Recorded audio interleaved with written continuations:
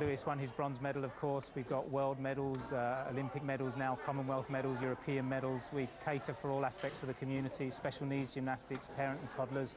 And in my naivety, I thought that's pretty much enough to be able for someone to come knocking on my door to say, what do you need? Here's some money to build a new gym. I know now it doesn't work like that, and there's a whole lot of administration, a whole lot of bureaucracy to be able to realise that potential. But of course we've got 2012 coming up, and there is money obviously being poured into the Olympics at the moment. It's meant to be a legacy Olympics, so what will the legacy be for Huntingdon Gymnastics? Well, I think there'll be a tremendous legacy in terms of buildings, in terms of the capital projects that are being built.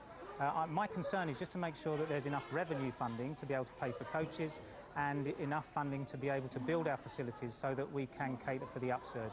There will be a legacy, there'll be an increase in interest, no doubt, certainly in boys and girls gymnastics in our area. But I want to make sure that we can, anybody that's interested in performing our sport or just training at our sport can realise that dream. Paul, thank you very much indeed for joining us. Thank you. Well, still to come tonight, an end of school report.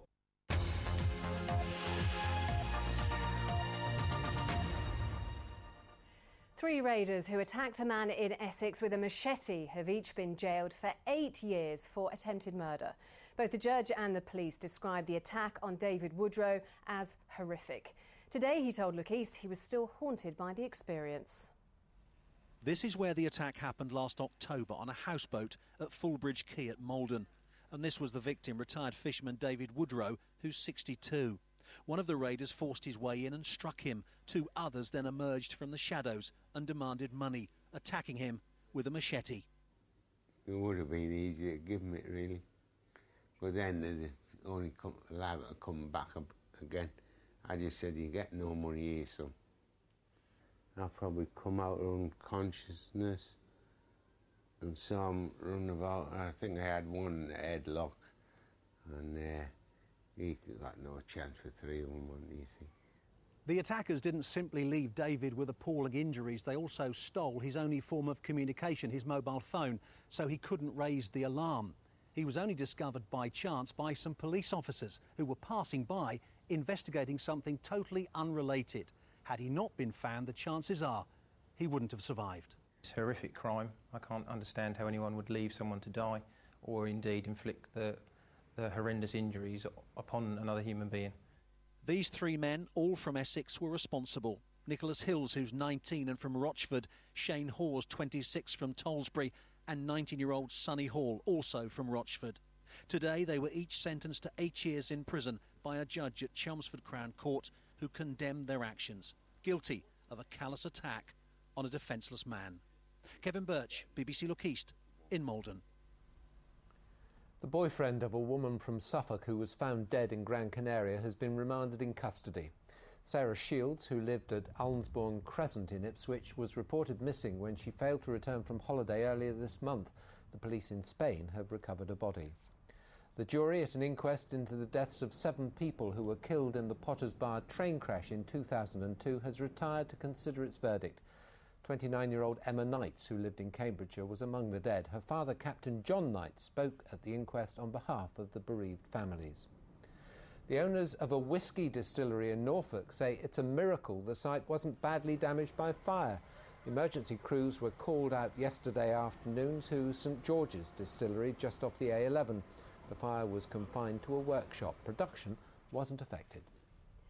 A family from Kings Lynn who lost their son to meningitis are trying to make sure parents know about the illness and its symptoms. 3-year-old Jacob Davey died in March. When I took him to the doctors, I thought, oh, he'll be fine in the morning.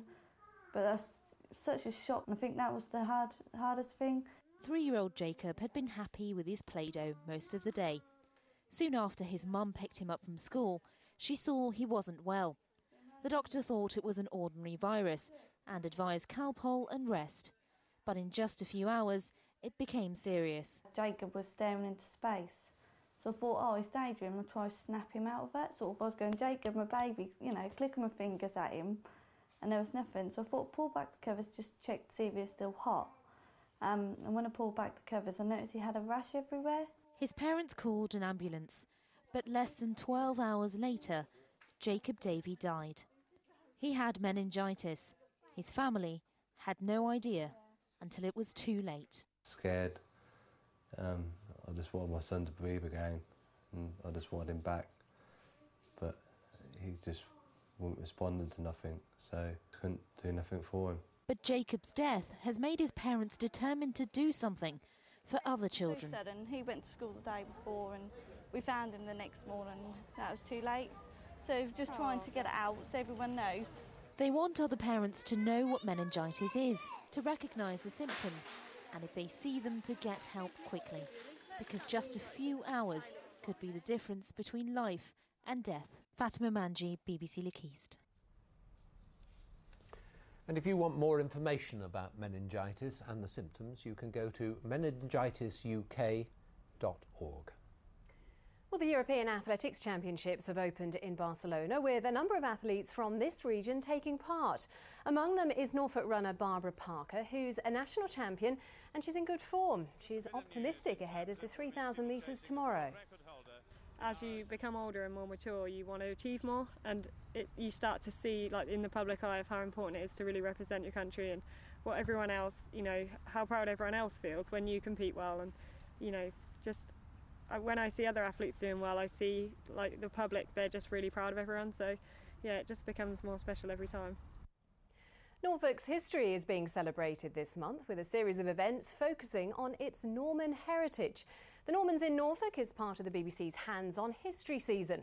The project enables people to find out about their local history by walking the same routes as their ancestors.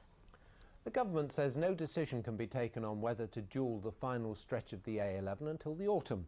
This morning, the road was the subject of a parliamentary debate. MPs want to make sure upgrading the road does not become a victim of government spending cuts.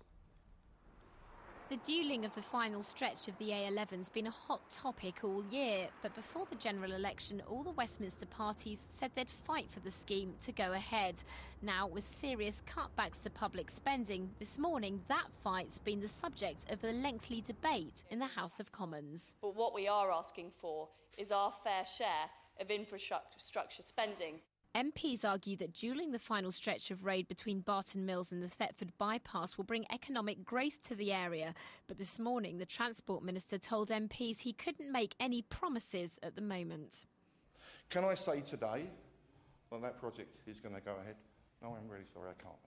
The Minister chose not to read out the script that had been prepared for him, but instead responded very directly to all of the questions that had been raised by, not only by me, but also by MPs from across Norfolk and Suffolk. And when he said that the economic case is very, very strong, I thought that was a significant moment.